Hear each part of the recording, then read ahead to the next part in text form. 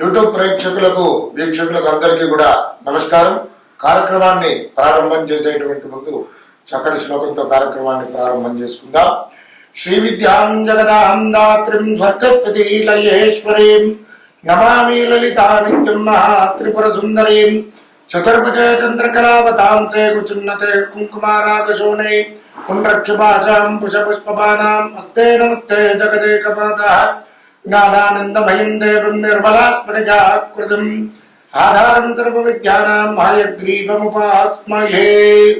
మరి ఈరోజు వీడియోలో భాగంగా ముఖ్యంగా ద్వాదశ రాశిలో వారు మేషాది మీన పర్యంతం ఏ వృత్తులు ఏ వ్యాపారాలు చేస్తే వీరికి అనుకూలంగా ఉంటాయి, ధన సముపార్జన ఎక్కువగా చేయడానికి అవకాశాలు ఉంటాయి అనేటువంటిది. అలాగే ఈ క్రోధినామ సంవత్సరంలో మరి ఏ రాశుల వారికి మేషాది మీన పర్యంతం ఏవి బావుగా కలిసి వస్తాయి అనేటువంటిది ఈ విషయాలలో వీడియోస్ అనేటువంటిది ప్రారంభం చేసుకుందాం.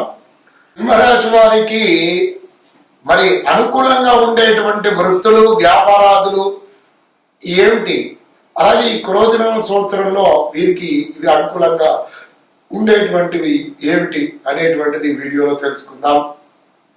సింహరాశి వారికి మరి ముఖ్యంగా ఏ నక్షత్రాలు వారు అవుతున్నారయ్యా అని కనుక చూసుకున్నట్లయితే మక నక్షత్రం 1, 2, 3, 4 పాదములు, పుబ్బ నక్షత్రం 1, 2, 3, 4 పాదములు, ఉత్తర నక్షత్రం 1వ పాదం వారు కలిసి ఏమిటి సింహరాశి వారు అవుతున్నారు. వీరికి క్రోధినామ సంవత్సరంలో ఆదాయ వ్యయ రాజపూజిత అవమానాలు కనుక చూసుకున్నట్లయితే ఆదాయం 2, వ్యయం 14, రాజపూజితం 2, అవమానం 2 విధంగా ఉన్నాయి. ఇక వీరి యొక్క జాతక లక్షణాలు కనుక గమనించినట్లయితే వీరు మంచి అమరశీలు, విశాలమైనటువంటి ముఖ వర్చస్సు గల వారు, గుండ్రమైనటువంటి ముఖం కలిగినటువంటి వారు, స్వల్ప సంతానం కలిగినటువంటి వారు, అలాగే ధర్మ కార్యక్రమాలను చేసేటువంటి వారు, పరాక్రమవంతులు, నిశ్చలమైనటువంటి పవిత్రమైనటువంటి మనసు కలిగినటువంటి వ్యక్తులు, తల్లిదండ్రుల మాటలు గురువుల మాటలు వినేటువంటి వారు, అలాగే చూడ్డానికి చాలా అందంగా టీవీగా శ్రీమంతుని వలె హుందాగా కనబడేటువంటి వారు. ఇవి వీరి యొక్క జాతక లక్షణాదులు. ఇక వీరు సదాచారవంతులుగా ఉంటారు, ఆధ్యాత్మిక దైవ చింతన కలిగి ఉంటారు, సామాజిక స్పృహ కలిగినటువంటి వ్యక్తులుగా సేవకులుగా ఉండడానికి అవకాశాలు చాలా ఎక్కువగా ఉంటాయి.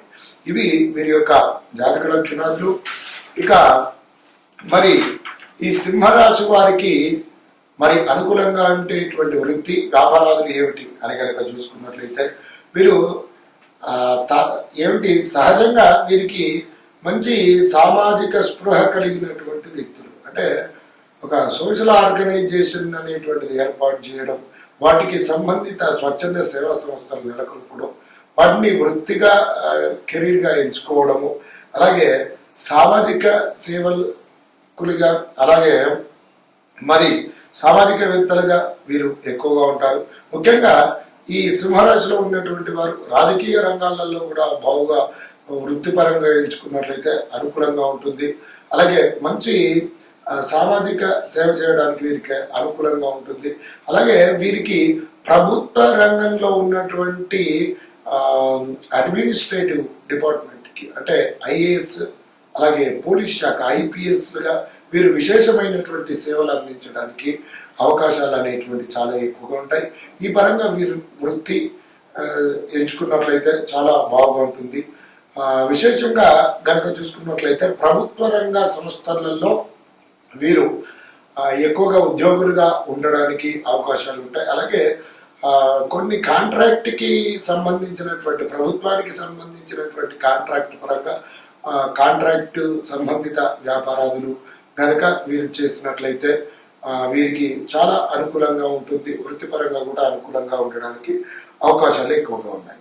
అలాగే వీరు లాయర్స్ గా కూడా బాగుగా రాణిస్తారు. దీన్ని వృత్తిపరంగా లా సంబంధిత న్యాయపరమైనటువంటి వృత్తులు, వాటికి సంబంధించినటువంటి కన్సల్టెన్సీ, అలాగే ట్యాక్స్ కి సంబంధించినటువంటి కన్సల్టెన్సీస్, అలాగే ఒక వ్యాపారానికి సంబంధించినటువంటి కన్సల్టెన్సీస్ రీత్యా, అలాగే న్యాయవాదులుగా మరి అలాగే న్యాయ నిర్ణేతలుగా జడ్జెస్గా కూడా వీరు చాలా బాగుగా రాణించడానికి అవకాశాలు చాలా ఎక్కువగా ఉన్నాయి. ఈ పరమైనటువంటి వృత్తులు గనుక చేసుకున్నట్లయితే వీరికి అనుకూలంగా ఉంటుంది.